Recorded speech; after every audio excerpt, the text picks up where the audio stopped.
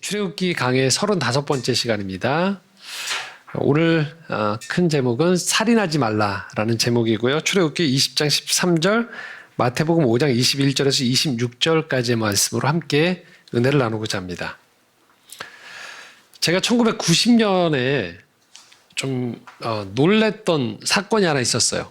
1990년에 다름 아닌 걸프전이 일어났었어요. 전쟁이. TV로 그걸 보다가 깜짝 놀랐었어요. 왜냐하면 그때까지 저는 전쟁은 영화에서나 또 교과서 옛날 역사책에 나오는 게 전쟁인 줄 알았었어요. 근데 TV에서 걸프전, 이제 미국과 이라크의 전쟁이었죠. 그때 한참 이제 우리나라 사람들이 새롭게 눈 떴던 게 동시통역이란 걸 그때 이제 경험했었거든요. 그때가. 전쟁이 일어나고 있는데 그게 중계가 되고 그걸 CNN에서 방송하고 있는데 동시통역사가 그걸 중계해주는 장면을 보고 있는데 믿겨지지가 않더라고요. 어떻게 저런 일이 있을 수 있지? 이렇게 현대 사회에서 내가 영화로만 보던 일들이 중계가 되네? 그것도 미국이? 깜짝 놀랐었어요. 좀 저한테는 굉장히 쇼킹했던 사건이었는데요. 아마 이제 조금씩 이제 나이들이 올라가시면서 이제 경험한 전쟁이나 이런 테러의 사건들의 충격이 좀 달라지시죠? 2001년에도 그런 일이 벌어졌죠. 9.11 테러 사건. TV 보고 있었는데 갑자기 뉴욕의 쌍둥이 빌딩이 갑자기 비행기가 날아오더니 격추가 되고 갑자기 건물이 와르르 무너져서 이게 무슨 상황이지? 우리가 극장에서나 블록버스터 영화에서나 볼 만한 상황이 왜 지금 TV에서 일어나고 있고 실제 내가 알고 있던 그 쌍둥이 빌딩이 정말 무너졌단 말이야. 그것도 뉴욕에서 믿어지지가 않았던 거죠. 다시 올해 초에 우리가 알던 그 러시아가 우크라이나를 침공했어? 이게 말이 되나? 지금이 어느 시대인데 전쟁을 일으켜. 그런데 전쟁이 일어났었죠. 현실이구나라는 걸 우리가 이제 전쟁이 일어날 수 있구나. 근데 이게 다시 또 벌어졌죠. 10월 7일에 팔레스타인 가자 지구의 하마스가 이스라엘을 향해서 5,000발의 미사일을 급습했죠. 그래서 이스라엘이 다시 반격을 했죠. 현재 사상자가 한 3,500명 정도, 죽은 사람이 3,500명 양쪽에 나왔고 5만 5천 가구 정도가 집이 훼손이 됐다고 하고 피난민이 42만 명 정도가 나오고 있다고 합니다. 그리고 이 전쟁 전후로 미국, 그다음에 사우디, 이란 이런 이 중동 지방을 둘러싼 강대국들이 이 전쟁에 어디까지 참여할 것인가가 굉장한 예민한 문제로 들어와 있죠. 그리고 이 가자 지구에서 이 굉장히 강성인 이 집단이 지금 하마스가 공격한 거에 대해서 굉장히 내부적으로 불만이 많을 것 같지만 이 또 다른 이 피에로라는 이 집단이 그동안 부패했고 이 팔레스타인 사람들의 신뢰를 얻지 못한 것들이 또 작용하고 있고 또 오랜 시간 이스라엘과 팔레스타인의 분쟁이 이번에 한 번에 갑자기 벌어진 일들이 아닌 꽤 지속적으로 주기적으로 벌어졌던 전쟁의 일환이라는 것들 아마 조금이라도 관심이 있는 분들은 접하셨을 겁니다. 그래서 안타깝지만 우리가 예측할 수 있는 게 있죠. 미래를 보면서. 뭘 예측할 수 있냐면 또 전쟁이 일어날 거라는 거예요. 대규모 살상이 일어날 거라는 거죠. 문명이 발전함에도 불구하고 기술이 발전하고 사람들의 지식이나 여러 가지 지혜가 많아지고 있다라고 하는 시대로 접어들m에도 불구하고 여전히 우리는 알게 되는 거예요. 미래에도 전쟁이 일어나고 거기서 대규모 이 살인과 살상이 일어날 수 있다라는 것이죠. 그런 측면에서 보면 하나님께서 이 십계명 안에 살인하지 말라라고 말씀하셨다라는 것은 이미 하나님께서 죄로 인해서 깨어진 이 관계 속 세상 속에서 전쟁과 살인은 언제든지 일어날 수 있다는 걸 알고 계셨다는 거죠. 전쟁이 일어날 수 있고 살인은 언제든지 일어나는 거예요. 그렇지 않다면 살인하지 말라는 말씀이 나올 리가 없죠.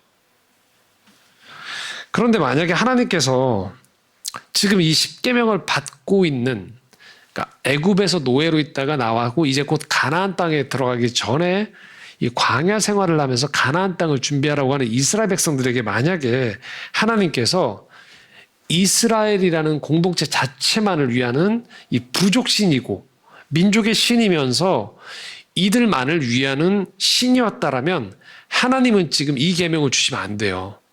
살인하지 말라. 이 계명을 주셔야 되는 거죠. 힘을 키워라. 내가 너와 함께해서 무조건 이기게 하겠다라는 계명을 주셔야 되는 거예요. 너희가 해야 되는 계명은 다른 게 아니고 힘을 키워라. 살아남아라. 위에 올라가라. 이게 하나님이 주셔야 되는 계명이어야 돼요. 왜요? 고대 지방은 전쟁이 흔하고 그것에 의해서 몰살당하느냐 생존하느냐의 싸움이 있는 곳이 바로 이 고대 세계이기 때문에 그렇습니다. 그래서 마땅히 살인하지 말라가 아니고 살인을 해서라도 살아남아라, 눌러라, 힘을 가져라가 맞아요. 근데 하나님은 살인하지 말라고 하세요. 십계명이 그렇게 말씀하고 있는 거죠. 다시 한번 오늘 말씀 한번 읽어볼까요? 13절 그리고 마태복음 5장 21절에서 26절 한번 더 읽겠습니다. 함께 읽겠습니다. 살인하지 말라. 옛사람에게 말한 바 살인하지 말라. 누구든지 살인하면 심판을 받게 되리라 하였다는 것을 너희가 들었으나 나는 너희에게 이르노니 형제에게 노하는 자마다 심판을 받게 되고 형제를 대하여 라가라 하는 자는 공회에 잡혀가게 되고 미련한 놈이라 하는 자는 지옥불에 들어가게 되리라.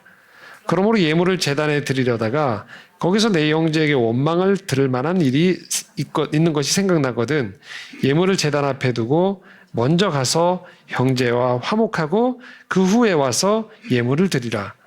너를 고발하는 자와 함께 길에 있을 때 급히 사화하라.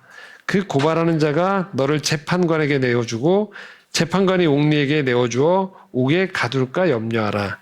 진실로 내게 이르노니 내가 한 푼이라도 남김이 없이 다 갚기 전에는 결코 거기서 나오지 못하리라. 자, 십계명에서 구약 성경에서는 살인하지 말라고 얘기하셨고요. 마태복음 신약으로 넘어와서 예수님은 여기서 한 걸음 더 나아가셔서 범위를 확장하셔서 너희들이 단지 살인하지 않는 것에서 그치는 것이 아니고 다른 사람을 향해서 노하거나 미련한 사람이라고 욕하지 말라고 얘기하세요. 그리고 아주 구체적인 사건으로 너희들이 제사를 드리러 가다가도 화해하지 못한 사람이 생각나거든 가서 제사보다 먼저 화해하고 와라. 길거리에서 원수를 만나면 고발당하기 전에 먼저 이 문제를 잘 풀어라 라고 이야기하는 거죠. 물론 여기 계신 분들이 이걸 문자적으로 적용을 하셔서 그래 이 말씀대로 지난주에 싸우고 화해 안 한 사람이 있으니까 예배드리지 말자 라든지 세상의 법정에 소송은 절대 있으면 안 돼 라고 생각하지는 않을 거라고 생각해요. 굉장히 문자적인 적용인 거죠. 여기는 핵심은 뭐냐면 불화한 상태가 정상이 아니라는 얘기를 하는 거예요. 깨어진 상태가 정상이 아니라는 거예요. 그래서 너희들은 살면서 평화로운 상태를 조성하기 위해 힘쓰라라는 거예요. 난 누구 죽인 적이 없는데 그 얘기가 아닌 거죠. 그래서 우리는 이 말씀을 접할 때 이 살인하지 말라는 것에 담겨있는 하나님의 근본적인 뜻 두 가지를 놓치면 안 돼요. 첫 번째는 뭐냐면요. 평화가 정상이라는 거예요. 우리가 세상을 살다 보면 이기고 누르고 찌르는 게 정상처럼 보이는 경우들이 많아요. 살면서. 그래서 힘을 가지고 군림한 사람 부러워하는 경우들이 많거든요. 자녀들 어릴 때부터 계속 공부시키면서 부모들이 계속 마음 주게 하나는 너희도 공부 못해서 힘을 못 가지면 무시당한다. 힘을 가져라. 라는 무언의 그 부모의 두려움이 반영된 경우도 많죠. 직장이나 사회생활하면 편가르죠. 편가라서 누군가를 누르고 누군가가 이득을 취하는 구조. 그래서 우리가 살다 보면 불화가 일어나고 내가 피해를 입을 때 나도 모르게 이런 생각을 하게 돼요. 내가 너무 착하기만 한 거 아닌가? 내가 더 힘을 키워야 되나? 라는 생각이 먼저 들 수 있는 거예요. 근데 먼저 우리가 알아야 되는 건요. 착한 게 정상이라는 거예요. 평화로운 게 정상인 거예요. 깨어지고 찌르고 누군가를 어렵게 만드는 구조 안에 그걸 당연시하는 게 당연하지 않다라는 걸 성경이 얘기하는 거예요. 그래서 싸움은 본래 정상이 아닙니다. 자, 이렇게 이야기하면 여기 계신 분들 중에서, 설교를 듣는 분들 중에서 신앙생활을 오래 한 분들은 이제 머리에서 약간 혼동이 와요. 왜 그러냐면 구약 성경에 보면 하나님이 전쟁 많이 하셨거든요. 이스라엘 백성을 통해서. 특히 가나안 땅에 들어갈 때 하나님께서 가나안 땅에 있는 백성들을 진멸하라는 표현이 나와요. 이 진멸하라, 다 멸하라. 그래서 하나님이 다른 이방 민족을 죽이는 건 괜찮다고 하는 것 아닌가라고 생각할 수 있어요. 자, 대표적인 말씀이 신명기 7장 1절에서 4절인데요. 함께 읽겠습니다. 내 하나님 여호와께서 너를 인도하사 내가 가서 차지할 땅으로 들이시고 내 앞에서 여러 민족, 헷 족속과 기르가스 족속과 아모리 족속과 가나안 족속과 브리스 족속과 히위 족속과 여부스 족속, 곧 너보다 많고 힘이 센 7 족속을 쫓아내실 때 내 하나님 여호와께서 그들을 내게 넘겨 내게 치게 하시리니 그때 너는 그들을 진멸할 것이라. 그들과 어떤 언약도 하지 말 것이요 그들을 불쌍히 여기지도 말 것이며 또 그들과 혼인하지도 말지니 내 딸을 그들의 아들에게 주지 말 것이요 그들의 딸도 내 며느리를 삼지 말 것은 그가 내 아들을 유혹하여 그가 여호와를 떠나고 다른 신들을 섬기게 하므로 여호와께서 너희에게 진노하사 갑자기 너희를 멸하실 것임이니라. 다 진멸, 죽여버리라 라고 생각할 수 있는 거예요. 실제 이 말씀을 문자 그대로 해석해서 역사 안에서 크리스찬들이 이방 민족들을 죽인 사례들이 많죠. 대표적인 게 십자군 전쟁 같은 일들이 많았단 말이에요. 그리고 우리가 살아가면서 믿지 않는 사람들과의 관계에서 진멸이라는 단어가 떠오르면서 다 쓸어버려야 되는데, 내가 살아남아야 되는데 라고 생각하는 오해가 될 수 있는 본문이에요.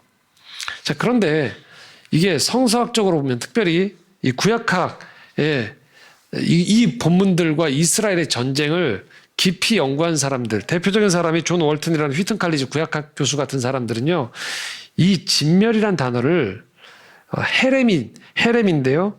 이 헤렘의 이 진멸 사상이 특정 민족, 사람들을 죽이는 그것이 아니고 이 헤렘이라는 단어를 쓸 때는요, 진멸이라는 단어를 쓸 때는요, 정체성을 지키는 것, 정체성을 파괴하는 것에서부터 자신을 보호하는 것에 이 진멸이라는 단어를 쓰는 거예요. 그러니까 이런 겁니다. 우리 몸에 만약에 암세포가 있어요. 자, 그럼 우리가 암세포를 진멸한다고 할 때 핵심은 어디에 있을까요? 내 몸의 전체 건강을 위해서인 거예요. 그러니까 이스라엘 백성들이 가나안 땅에 들어갈 때 헤렘을 요청하는 건 가나안 땅 백성들에게 초점이 맞춰져 있는 게 아니고 누구에게 초점이 맞춰져 있는 걸까요? 바로 이스라엘 백성들의 정체성을 방해하는 것들을 다 제거하라는 거예요. 이방 신상들을 섬기는 것들, 그런 것들이죠. 그래서 이 같은 본문 안에서도요, 충돌하는 본문이 나와요. 무엇이냐면, 자, 보십시오. 2절에 진멸하라고 얘기했죠. 근데 3절에 보면 어떤 표현이 나옵니까? 그들과 뭐 하지 말라? 혼인하지 말래요. 자, 진멸해서 다 죽여버렸으면 혼인이고 할 필요가 없죠. 그런 가능성이 아예 없는 거잖아요. 사람이 아예 존재하지 않는 거니까.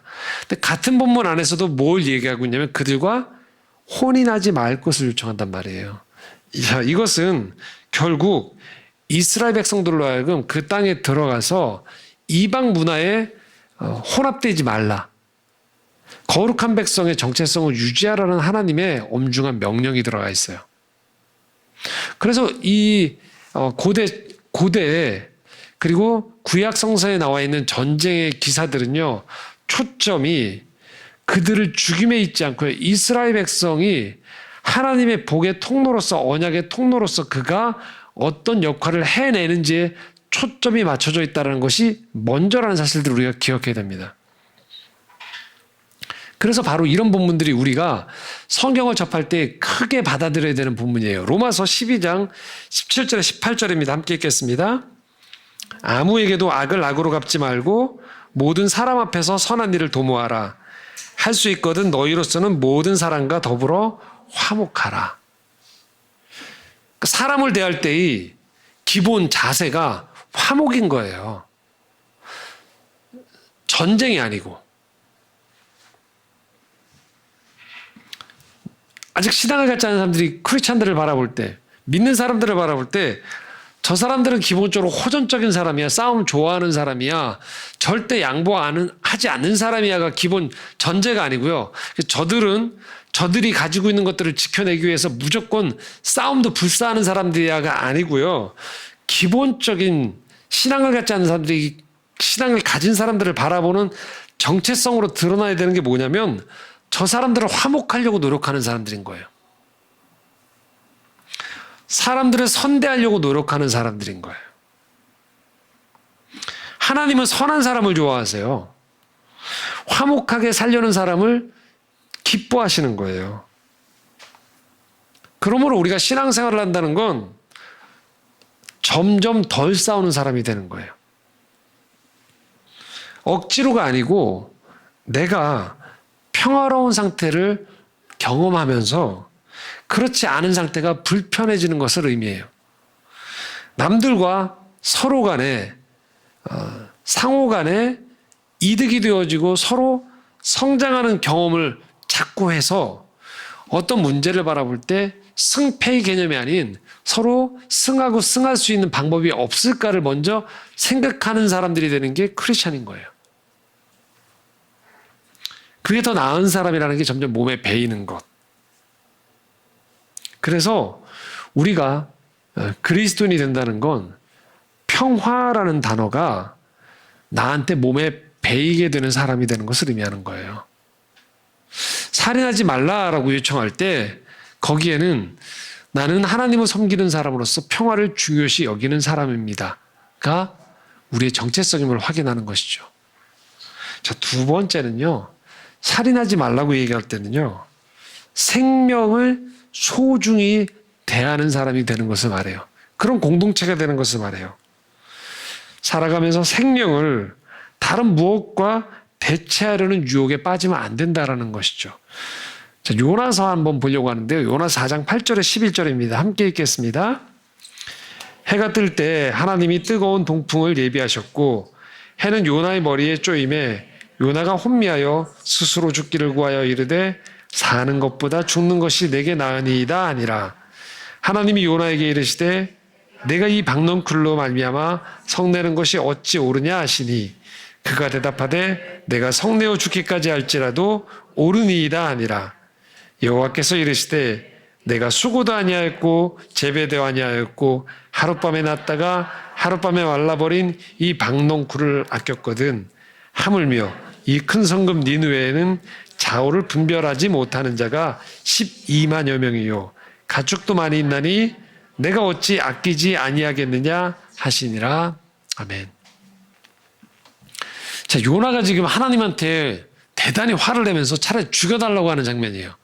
근데 이 원인이 있어요. 제가 이 본문 안에서 넣지 않았지만 요나서 4장 전체를 보고 있으면 이런 사건이 벌어진 거죠. 요나가 이스라엘 선지자인데 하나님이 니느웨에 가서 이들이 회개하라고 얘기하라. 그렇지 않으면 니느웨를 내가 심판해서 멸하리라는 얘기를 듣게 돼요. 가서 심판의 메시지, 경고의 메시지를 주라고 해요. 자, 요나는 이걸 안 듣죠. 왜요? 니느웨가 이스라엘을 괴롭혔거든요. 이 메시지를 전하기 싫어서 반대로 가죠. 다시스라는 곳으로 도망가다가 우리가 아는 큰 물고기에 3일 동안 갇혔다가 살아나는 죽다 살아나는 경험을 하게 돼요. 그래서 요나가 순종하면서 니느웨에 가서 회개의 메시지를 외치죠. 근데 이 이야기하기를 요나가 이 니느웨 백성들이 정말 회개하기를 바라면서 간절한 목소리로 열렬히 온 힘을 다해서 회개의 메시지를 선포하지 않아요. 근데 잠깐 선포했는데 이 니느웨 백성들이 다 회개를 해요. 요나가 기대했던 바가 아니었죠. 그 요나가 화가 나죠. 그래서 니느웨 성에서 나와서 이 니느웨 성을 바라보면서 막 화를 냅니다. 근데 그때 하나님이 요나 머리 위에 이 박농쿨을 자라게 하시죠. 그늘을 만들어 주세요. 뜨거운 햇볕에서. 요나가 화내는 것도 잠시 있고 이 박농쿨이 너무 좋은 거죠. 시원해서 그늘이 돼서. 근데 하나님께서 오늘 본문에 이 동풍을 예비하셔서 이 요나의 머리를 쬐게 만드세요. 근데 이 가리고 있었던 박농쿨이 사라져버린 거예요. 말라 비틀어 버린 거예요. 그래서 직사광선으로 햇빛을 맞게 되는 거죠. 그러자 요나가 너무 괴로워하면서 차라리 죽여달라고. 너무 극과 극이죠, 요나가. 그러자 하나님께서 지금 이 말씀을 건네는 거죠. 네가 박농쿨 하나 그렇게 아꼈느냐? 식물 하나를 이렇게 아꼈는데 네가 지금 니느웨 성에 있는 좌우를 분별하지 못하는, 그러니까 어린이거나 노약자겠죠. 12만 명이 있고 거기에 가축도 이렇게 많이 있는데 내가 정말로 이 니느웨 성을 꼭 다 멸해서 생명을 멸해야지만 너는 좋겠느냐라고 지금 하시는 말씀인 거죠. 네 머리 위에 있었던 그늘이 됐던 박농쿨 하나를 네가 그렇게 아꼈는데 어찌 저곳에 살아있는 이 생명체들을 그렇게 내가 다 죽이기 원하는 신으로 나를 생각했느냐라고 얘기하시는 거예요. 요나가 가지고 있던 자기 이익에 관계된 문제, 종교적 신념에 관계된 문제로 인해서 창조주 하나님이 생명을 주셨던 이 땅의 생명들에 대해서 언제든지 함부로 대할 수 있다라고 생각하는 걸 하나님은 거부하시는 거예요. 그러니까 우리가 이 세상을 살면서 생명의 존재는요, 다 하나님의 창조예요. 생명을 존중한다는 건 하나님을 존중한다는 의미인 거예요. 시편 145편 16절에 이렇게 말씀하고 있습니다. 함께 읽겠습니다. 손을 펴사 모든 생물의 소원을 만족하게 하시나이다. 이 말씀을 표준세번역에서 이렇게 말씀합니다. 함께 읽겠습니다. 주께서는 손을 펴시어서 살아있는 피조물의 온갖 소원을 만족스럽게 이루어 주십니다. 살아있는 모든 피조물의 소원을 만족해 하시는 분이 하나님이시라는 거예요. 그러니까 하나님은 이 땅에 있는 생명들을 귀하게 여기시는 거예요. 대형 참사가 일어났을 때 생명들이 죽어가는 걸 왜 크리스찬이 아파합니까? 하나님이 허락하신 생명들이 꺼져가기 때문에 그래요. 사고로. 그러니까 우리가 이 땅 살아가는 가운데 생명호흡이 붙어있다는 건 대단한 축복이라는 거예요. 근데 우리가 그렇지 않은 세상 속에 살아가고 있죠. 우리가 매일 접하는 사건, 사고들, 이 생명의 가치가 대단히 폄훼되는 시대에 살고 있어요. 계속 뉴스에 나오죠. 묻지마 살인. 그렇죠? 호기심에 무언가를 보고 따라하면서 타인의 생명을 훼손하는 거죠. 또 성장과 발전을 이야기하지만 근로 현장에서 얼마나 많은 산업재해가 일어납니까? 어제 그저께 13일에도 아파트 분리수거 현장에서 노동자 한 분이 63살 되신 노동자 한 분이 지붕 고치다가 추락해서 돌아가셨어요. 그런데 고용노동부에서 작년에 발표한 걸 보니까 작년 한 해만 644명이 산업재해로 죽었어요. 하루에 1.7명이 죽는 거예요. 그러니까 오늘도 어딘가에서는 이 건설 현장이나 노동 현장에서 1명 또는 2명 정도가 죽는 거예요. 사고로. 2017년부터 21년까지 5년간 이 복지부에서 조사를 해보니까요. 2022년에 고독사 실태 조사라는 걸 발표했거든요. 2021년 한 해에만 고독사로 죽은 사람이 3,378명이에요. 2022년 발표할 당시에 5년 동안 연평균 8.8%씩 혼자 있다 죽은 사람들이 늘어가고 있다는 거예요.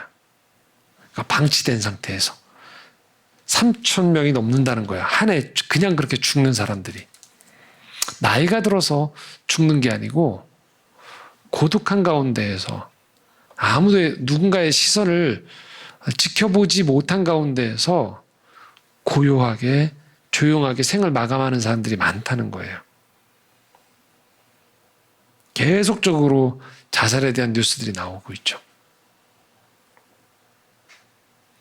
지금 우리를 둘러싼 환경들이 하나님의 생명 문화는 반대로 계속 가고 있는 거예요. 반생명 문화가 확산되고 있어요. 지금 우리 사회를 돌아보면 혐오, 분노, 우울, 소외, 그리고 이제는 유튜버들이 유튜브 방송하다가도 죽는 일까지 벌어지고 있죠. 아주 심각함에도 불구하고 우리가 하나의 그냥 해프닝 정도로 넘어가는 시대가 됐어요. 한 사람이 생명을 가졌던 사람이 이 땅에서 사라진다는 건 한 사람의 우주가 사라지는 거거든요. 근데 우리는 지금 이 문제를 생산성의 어떤 가치 지표로 또 아주 유명인들, 그런 사람들의 죽음에 대해서는 우리가 애도하면서도 우리가 살아가는 이웃과 내 자신의 생명에 대해서는요, 내가 뭐 유명하지도 않은데, 내가 뭐 그렇게 높은 자리에 있는 신문에 부고기사를 낼 정도도 아닌데라고 생각하기 쉽다는 거예요. 근데 살인하지 말라는 이 엄중한 명령 안에는요, 그 한 사람 한 사람의 생명에는 하나님의 명령과 하나님의 창조가 담겨 있다는 걸 잊지 말라고 얘기하는 거예요. 그래서 우리에게 살인하지 말라고 하는 건요, 단지 누군가를 죽이지 않았다라는 수동적 윤리 지킴이를 말하는 게 아니고, 하나님의 창조주 하나님, 생명의 근원 되신 하나님이 주시는 명령들, 그 명령, 생명 살림에 대한 것들을 우리가 능동적으로 그리고 창조적으로 이것들을 만들어갈 것을 요청하신다는 거예요. 이 메시지는요, 창세기부터 요한계시록까지 성경 전체가요, 이 메시지를 가지고 있는 거예요. 그러니까 인류가, 한 사람이 하나님을 만났다라는 건 단순히 어떤 신앙의 지식 체계, 교리 체계를 내가 동의한다 정도가 아니에요. 생명을 창조하신 생명의 하나님과 내가 접속이 됐다는 걸 의미하는 거예요. 창세기 1장 28절에 하나님이 사람을 창조하시면서 이렇게 말씀하셨다고 하죠. 함께 읽겠습니다. 하나님이 그들에게 복을 주시며 하나님이 그들에게 이르시되 생육하고 번성하여 땅에 충만하라. 땅을 정복하라. 바다의 물고기와 하늘의 새와 땅에 움직이는 모든 생물을 다스리라 하시니라. 충만하라고 얘기해요. 생육하고 번성해서 땅에 충만하라고. 우리가 다 경험하고 있죠?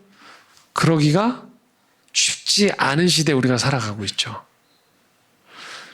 교육부 장관이 최근에 지난주에 발표한 걸 보니까 2030년에 지금 현재 우리나라 학령기 아동의 인구가 80만 명인데 이제 50만 명까지도 준다고 하더라고요. 대단히 급속도로. 근데 우리는 알고 있어요. 아이를 낳기가 쉽지 않은 환경 속에 살아간다는 것. 한 아이가 태어났을 때 안전하게 성장하기가 너무나도 어려운 시대 속에 살아가고 있다는 거예요. 그런 시대 속에 우리가 다 노출이 되어 있는 거예요. 무한 경쟁 속에서 아무런 안전장치가 없는 가운데에서 한 생명이 그냥 던져지는 것이죠. 그런데 그 생명 안에는 놀라운 가치들이 담겨져 있다는 거예요. 몇 해 전에 저희가 상영했던 영화제 개막작의 드롭박스라는 영화가 있었어요. 이종락 목사님께서 버려진 아이들을 돌보는 베이비박스를 만드셨고 그 아이들을 통해서 많은 생명들을 살리는 이야기였는데 그 이야기의 주인공은 다름 아닌 이종락 목사님의 아들이었어요. 몇 해 전에 이 아들이 30 초반에 죽었는데요. 중증 장애인이었죠. 본래 이종락 목사님 스스로도 이런 사역에 크게 눈이 떠졌던 분이 아니었어요. 근데 자신의 집에 장애아이가 태어났죠. 그래서 이 아이를 돌보는 일에 관심을 기울이기 시작하면서 우리가 생각하는 능력과 생산성이 아닌 다른 방식으로 세상을 바라보는 눈이 열리기 시작했던 것이죠. 그래서 한 해, 두 해 이 아이를 키우면서 점점 장애인 아이들, 그리고 버려진 아이들, 부모가 미처 엄마가 키우지 못할 아이를 그냥 유기시키지 않고 베이비 박스라는 데 누르고 이 아이를 넣고 엄마가 가면 밖에서 안에서 벨소리를 듣고 이 아이를 꺼내서 이 아이를 돌보다가 입양기관에 보내든지 함께 공동생활을 할 수 있는 터전을 마련하는 거였죠. 근데 이 영화의 맨 마지막 그 주제는 다름 아닌 초반에는 이종락 목사님이 주인공처럼 여겨지지만 뒷부분에 가면 핵심은 이 중증 장애인이었던 이 아들이 세상에 태어나지 않았더라면 그 당시에 영화가 나왔을 당시에 대략 한 1,000명 정도의 아이들이 이 베이비박스를 통해서 살아났었거든요. 이종락 목사님의 장애아가 그 아이가 태어나지 않았더라면 목사님이 이 사역에 눈을 뜨지 못하고 그랬다라면 뒤에 기다리고 있었던 이 1,000명의 아이들은 세상에 존재하지 않을 수 있었다라는 이야기였어요. 누가 태어나서? 이 목사님 가정에 한 아이가 태어남을 통해서 1,000명의 지금 훨씬 많죠. 그 생명들이 살아날 수 있었다라는 거예요.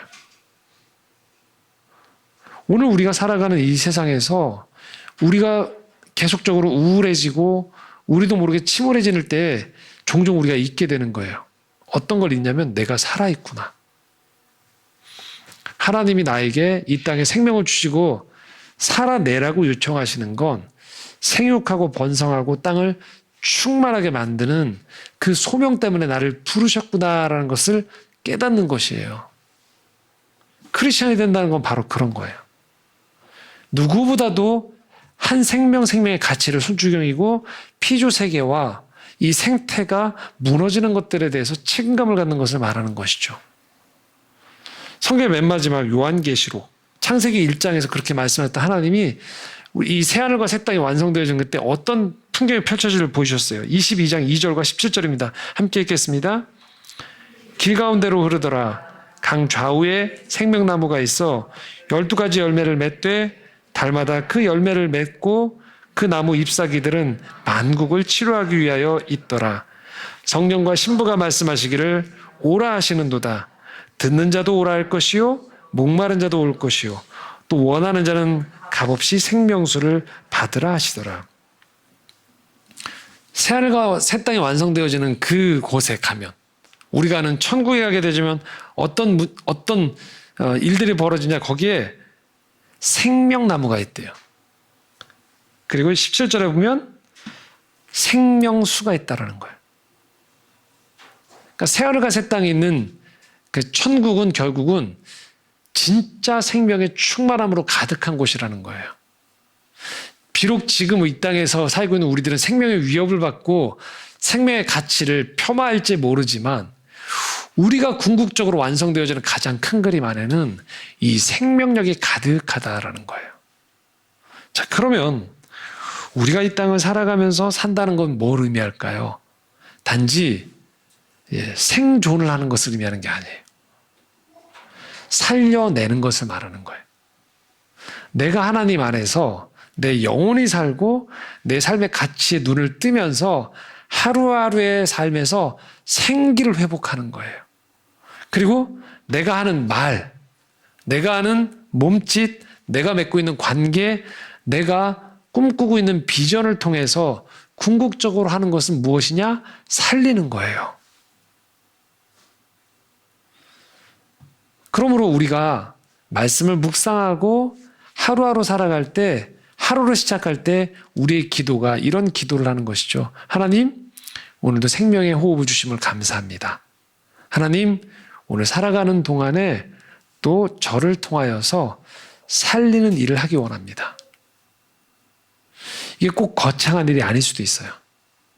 누군가에게 여러분이 건네는 따뜻한 말 한마디가 누군가를 살리기도 해요. 여러분이 건네는 친절한 행동 하나가 세상엔 아무도 없다라고 생각했던 누군가를 끄집어내주는 구조선이 될 수도 있는 거예요. 그리고 그런 영역에 들어가서 생명의 수고를 직접적으로 감당하는 사람들이 있어요. 너무나도 어렵습니다. 때로는 그 한복판에 있을 때 그것들이 의미가 잘 파악되어지지 않을 수도 있어요. 하지만 중요한 건 그 모든 것들을 통하여서 우리가 생명을 완성해 나아가신다는 것이죠. 우리 공동체 중에 우리 진규 형제 지금 함께 예배드리고 있는데, 진규 형제가 우리가 신앙세미나 할 때 한번 이 고민 얘기했던 적이 있어요. 지금은 진짜 현장에 나가서 불을 끄는데, 맞죠? 진규 형제? 근데 진규 형제 한때의 고민이 뭐였냐면, 소방관인데 소방서에 일을 하고 있는데 이 주차 딱지 떼러 다닐 때가 있었대요. 이게 왜 이렇게 그 차 막고 있는 거. 그래서 저하고 나누면서, 나는 내가 기대했던 소방관은 뭔가 불을 끄든지 위급 상황에 가야 되는데 지금 내가 목에 딱지 붙이고 다니고 있다, 이런 얘기를 하는 거예요. 그래서 제가 진규 형제한테 그때 그 얘기했죠. 누군가는 이 일을 해줘야 된다고. 누군가는 소방차가 가야 되는데 가로막고 있거나, 여러분 알다시피 그런 안전한 환경을 조성하기 위해서 누군가는 이 일을 해줘야 되는 거예요. 행정적인 일처럼 보이지만 현장에 직접 나가는 일도 중요하지만 이 일들을 감당하는 일들도 누군가는 감안을 해줘야 되는 것이죠. 여러분의 현장에서 살아가는 일들에서 이런 일들이 왕왕 벌어지는 거예요. 누군가는 직접적으로 복음을 전하기도 해요. 누군가는 직접적으로 눈에 가시적인 생명을 살리는 일을 하기도 합니다. 하지만 누군가는 의미 없어 보이는 일을 계속 할 수도 있어요. 근데 그 일을 통해서 누군가가 살아나는 거예요.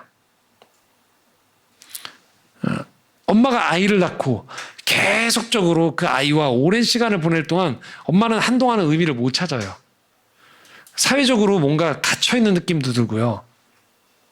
또 누군가 가장으로서 책임을 다하고 있을 때요, 내가 하고 있는 것이 어떤 의미가 있는가라는 생각이 들 수 있어요. 근데 그는 생명을 살리고 있는 겁니다. 그래서 오늘 우리가 이 살인하지 말라는 이 말씀 안에 담겨 있는 생명을 주신 하나님을 만나고 동행하는 삶이 무엇인가를 우리가 눈을 뜬다는 거예요. 오늘 우리 모두가 하고 있는 일은요, 직접적으로 간접적으로 또 어떤 때 인생의 시기에서 아주 극렬하게, 아주 정직하게 누가 보더라도 생명을 살리는 일을 감당할 수도 있고요. 또 누군가는 그 일을 감당하고 난 다음에 인생의 후반전에서 안식을 취하거나 또 다른 의미의 생명을 살리는 일에 참여하고 있을 수 있다는 것입니다. 그래서 우리가 신앙인으로 부름받았다는 건 결국은 이 땅에 살아가는 동안에 생명을 부여받고 생명을 살리고, 그리고 마침내 생명의 하나님 안에 안겨서 영원한 생명을 누리며 살아가는 것, 그것이 바로 성경에서 말하는 영생인 거예요. 그리고 우리가 믿고 있는 하나님이 생명의 하나님인 것이죠. 말씀을 정리하겠습니다. 오늘 여러분의 삶에 이 생명의 하나님이 임하십니다. 함께 하십니다. 여러분의 생명을 주셨고 여러분을 통하여서 생명을 살리기 원하시는 그 부르심이 오늘 우리의 삶의 자리에 있습니다. 죽음의 기운이 가득하고, 그리고 생명의 존중이 폄훼되는 시대 속에서 우리가 신앙인으로 살아간다는 것, 바로 이 생명의 가치를 품고 나누는 사람들이 되는 것입니다. 그 부르심 앞에 응답하는 한 주가 되시기를 소망합니다. 함께 기도하겠습니다.